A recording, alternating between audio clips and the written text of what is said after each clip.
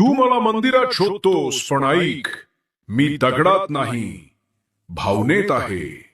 ए बाळा, देव म्हणजे काय? ती शक्ती जी सगळं चालवते, वारा, पाऊस, सूर्य, चंद्र. आणि तू पण माझ्या शक्तीचा भाग आहेस. लक्षपूर्वक ऐक, तू मला फक्त आरतीत शोधतोस, पण रोजच्या वागण्यात विसरतोस.